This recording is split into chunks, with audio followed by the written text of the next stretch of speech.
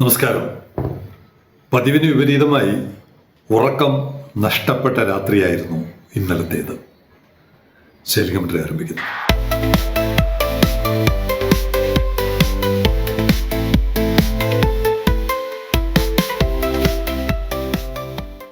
ഉറക്കം നഷ്ടപ്പെട്ട കഥ ഒടുവിൽ വരാം. ഈ ദിവസങ്ങളിൽ എല്ലാവരും ചോദിക്കുന്നത് എത്ര കണ്ടെയ്നർ വീതം ഓരോ ദിവസവും അകത്തോട്ട് കയറുന്നു, പുറത്തോട്ട് പോകുന്നു എന്നുള്ളതാണ്. അത് കൃത്യമായി അറിയാനുള്ള സംവിധാനമൊന്നും നമുക്കില്ല. 2 പേർക്കാണത് കൃത്യമായി അറിയാൻ കഴിയുന്നത്. 2 അല്ല 3 പേർക്ക് അറിയാൻ കഴിയും. ഒന്ന്, തൽക്കാലം MSC ഷിപ്പിംഗ് കമ്പനി അറിയാം, അദാനി ഗ്രൂപ്പിന് അറിയാം, പിന്നെ കസ്റ്റംസിന് അറിയാം.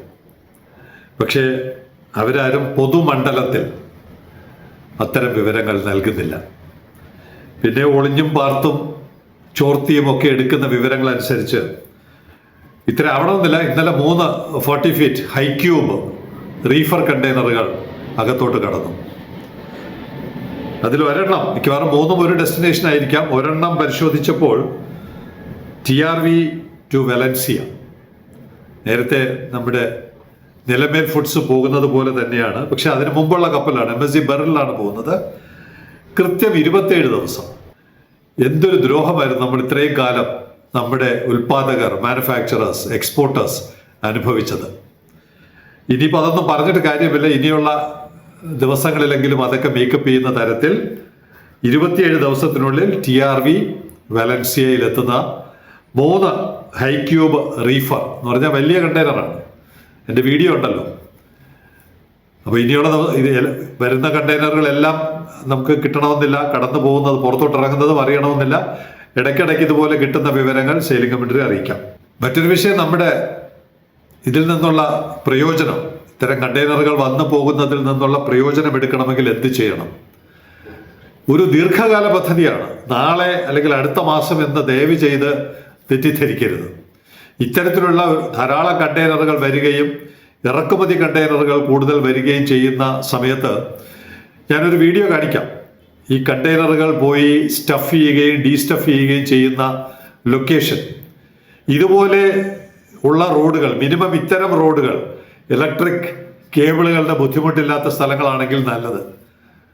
അങ്ങനെയുള്ള സ്ഥലത്ത് ഒരു കണ്ടെയ്നർ ട്രക്കും, 40 ഫീറ്റ് കണ്ടെയ്നർ ട്രക്ക്, പിന്നെ ഒരു സാധാരണ ലോറി, നമ്മുടെ ട്രക്ക് സാധാരണ എന്ന് പറഞ്ഞാൽ മറ്റ് സംസ്ഥാനങ്ങളിൽ നിന്നൊക്കെ പച്ചക്കറികളോ അതുപോലുള്ള ഉൽപ്പന്നങ്ങളോ ഒക്കെ കൊണ്ടുവന്ന് ഇവിടെ വെച്ച് സ്റ്റഫ് ചെയ്ത് പോർട്ടിലോട്ട് വിടാൻ പറ്റുന്ന ഒരു സാഹചര്യം CFS ഒക്കെ വരുമ്പോഴാണ് അത് സാധ്യമാകുന്നത്. അതുപോലെ തന്നെ ഇറക്കുമതി ചെയ്യപ്പെടുന്ന കണ്ടെയ്നർ ഡീസ്റ്റഫ് ചെയ്ത് വളരെ വേഗത്തിൽ പല ഡെസ്റ്റിനേഷനിലോട്ട് പോകണമെങ്കിലും ഇതുപോലുള്ള ആക്ടിവിറ്റി നടക്കും. ഇത് ചെയ്യാൻ പറ്റുന്ന ലാൻഡ് അവൈലബിൾ ആയിട്ടുള്ളവർക്ക് ദീർഘകാല അടിസ്ഥാനത്തിൽ, വീഡിയോ കണ്ടല്ലോ, അതുപോലുള്ള ഒരു ലാൻഡ്, റോഡ് നെറ്റ്വർക്ക് ഒക്കെ ഉണ്ടെങ്കിൽ തീർച്ചയായിട്ടും നമുക്ക് ഉപയോഗപ്പെടുത്താൻ പറ്റും.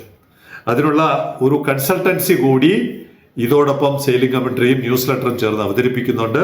അത്തരം ലാൻഡ് ഉള്ളവർ ദയവേത് തെറ്റിദ്ധരിക്കരുത്. അടുത്ത മാസമോ വരുമാനം ഉണ്ടാകുന്നതല്ല. ഇതൊരു പ്രോസസ്സാണ്, ഒരു ലോങ് ടേം പ്രോസസ്സാണ്. അതിനുള്ളൊരു തുടക്കം ആ ലാൻഡ് വന്ന് കാണും, അവിടെ എന്ത് ചെയ്യാൻ പറ്റും എന്നൊക്കെയുള്ള തരത്തിലുള്ള ഒരു കൺസൾട്ടൻസി ആക്ടിവിറ്റീസ് കൂടി തുടങ്ങുന്നുണ്ട്. ഈ നമ്പറിൽ 9847124633 എന്ന നമ്പറിൽ ഒരു മെസ്സേജ് അയയ്ക്കുക. ഏറ്റവും കൂടുതൽ വിവരങ്ങൾ ന്യൂസ് ലെറ്ററിൽ കൂടിയായിരിക്കും വരുന്നത്.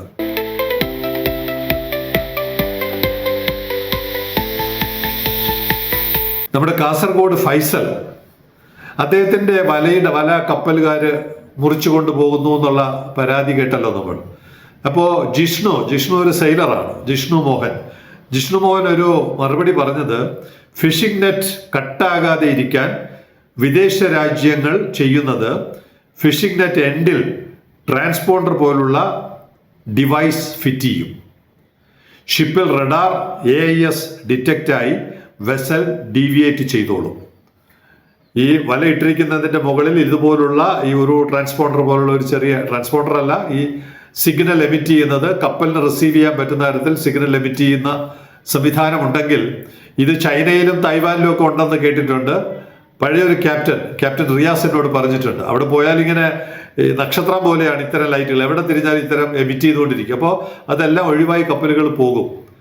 പക്ഷേ ഞാൻ ഫൈസലിനോട് ഫൈസൽ പറയുന്നത് ഭയങ്കര കോസ്റ്റ് കൂടുതലാണ്, നമുക്ക് അഫോർഡ് ചെയ്യാൻ പറ്റുന്നതല്ല. അപ്പോൾ പ്രേക്ഷകരോടുള്ളൊരു അഭ്യർത്ഥന, ഇത് ആർക്കെങ്കിലും ഒന്ന് ഡെവലപ്പ് ചെയ്യാൻ പറ്റുമോ ഈ ടെക്നോളജി? ഇത് ഇലക്ട്രോണിക്സ് ആണ്, പൂർണ്ണമായും ഇലക്ട്രോണിക്സ് ആണ്. നമ്മുടെ കെൽട്രോണിൽ നിന്ന് റിട്ടയർ ചെയ്ത ശ്രീ രാജേന്ദ്ര ബാബു സാർ, അദ്ദേഹം അതിൻ്റെ ഒരു ശ്രമം തുടങ്ങി. വേറെ ആർക്കെങ്കിലും നമ്മുടെ മത്സ്യമേഖലയ്ക്ക് വലിയൊരു ആശ്വാസമായിരിക്കും. കപ്പലുകൾക്ക് നേരെയുള്ള ഒരു അരിശം കുറയ്ക്കാൻ അത് ഉപകരിക്കും. അതുകൊണ്ട് ഇത് ഡെവലപ്പ് ചെയ്യാൻ ആർക്കെങ്കിലും പറ്റുന്നുണ്ടെങ്കിൽ, അല്ലെങ്കിൽ ഇത് കുറഞ്ഞ വിലയ്ക്ക് ലഭ്യമാണെങ്കിൽ ആ വിവരം ഒന്ന് സെയിലിംഗ് കമ്മിറ്റിയെ അറിയിക്കണമെന്ന് അഭ്യർത്ഥിക്കുകയാണ്.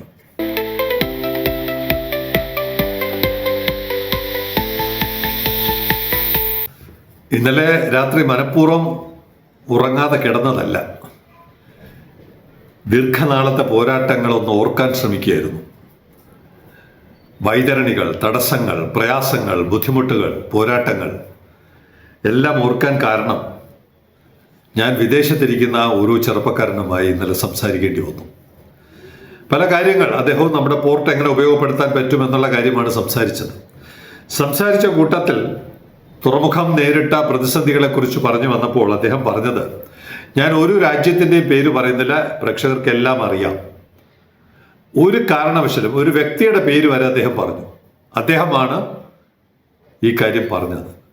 നമ്മുടെ സുഹൃത്ത് പറഞ്ഞത്, ഞങ്ങളുടെ നാട്ടിൽ ഒരു തുറമുഖം വരുന്നുണ്ട്, എനിക്ക് തോന്നുന്നൊരു 10 വർഷം മുമ്പായിരിക്കാം പറഞ്ഞത്. ഞങ്ങളുടെ നാട്ടിലൊരു തുറമുഖം വരുന്നുണ്ട്. അതെ, 10 വർഷം, 2015 അദ്ദേഹം അവിടെ ഉണ്ടായിരുന്നത്. പിന്നീട് അവിടെ നിന്ന് അദ്ദേഹം മാറി. ഞങ്ങളുടെ നാട്ടിലൊരു തുറമുഖം വരുന്നുണ്ട്, അതിൻ്റെ സാധ്യത അറിഞ്ഞോ, അതിൻ്റെ കാര്യങ്ങൾ അറിഞ്ഞോ എന്ന് ചോദിച്ചപ്പോൾ അദ്ദേഹം പറഞ്ഞത്, മറ്റു രാജ്യത്തിരിക്കുന്ന ഒരാളാണെന്ന് ഓർക്കണം, ആ രാജ്യത്തെ നാഷണാലിറ്റിയാണ്. അദ്ദേഹം പറഞ്ഞത്, ഒരു കാരണവശാലും ആ പോർട്ട് വരില്ല, നമ്മൾ ജീവിച്ചിരിക്കുകയാണെങ്കിൽ ഈ പോർട്ട് വരില്ല എന്ന് അദ്ദേഹം പറഞ്ഞു.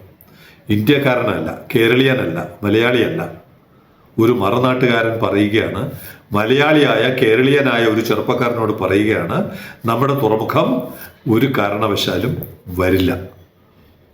അപ്പോൾ അദ്ദേഹം കുറേ കാര്യങ്ങളൊക്കെ സംസാരിച്ച്, എന്താണ് കാരണം, മറ്റത് മറിച്ചത്, അങ്ങനെയൊക്കെ സംസാരിച്ച് വന്നിട്ട് അദ്ദേഹം മനസ്സിലാക്കിയ കാര്യങ്ങൾ എന്നോട് പറഞ്ഞത്, അവരടങ്ങുന്ന, ആ രാജ്യം അടങ്ങുന്ന പല രാജ്യങ്ങൾ, പോർട്ടുകളുള്ള പല രാജ്യങ്ങൾ ചേർന്ന് ഒരു കാർട്ടൽ ഫോം ചെയ്തിരിക്കുകയാണ്.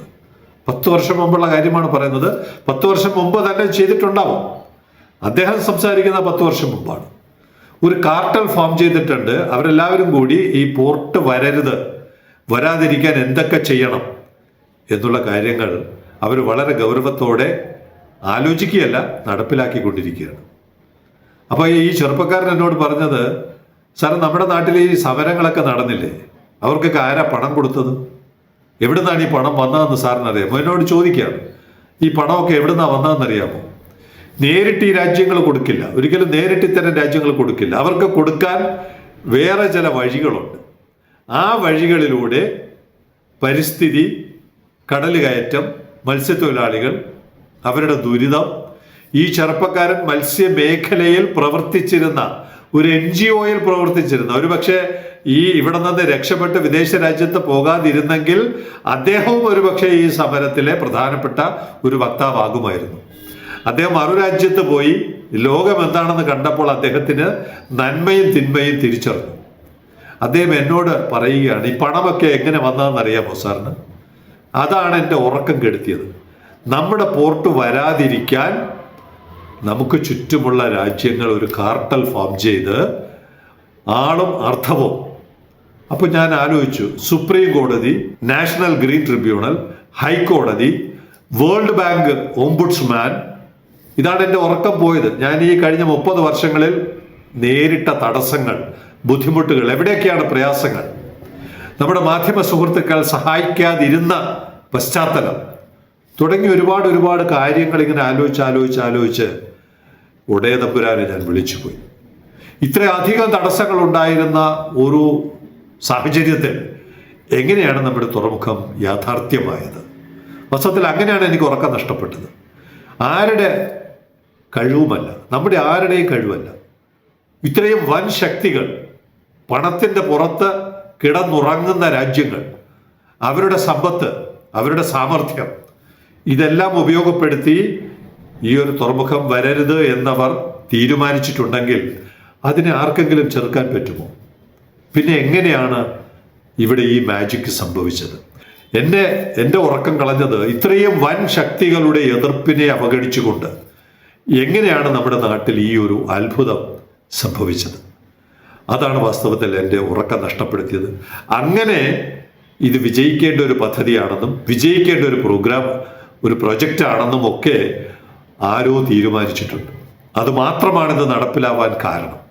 ആ വലിയ ശക്തിക്ക് മുമ്പിൽ നമിക്കുന്നതോടൊപ്പം ഇനിയുള്ള നാളുകളിൽ ആ പ്രൊജക്റ്റിന്റെ നന്മ ഈ നാട്ടുകാർക്ക് അവകാശപ്പെട്ടതാണ് എന്നുള്ള ബോധ്യത്തിന്റെ അടിസ്ഥാനത്തിലാണ് അതിൻ്റെ പ്രയോജനം എടുക്കാൻ കഴിയുന്ന എല്ലാ കാര്യങ്ങളും, ചെറുതായാലും വലുതായാലും നമ്മൾ ചെയ്യണം.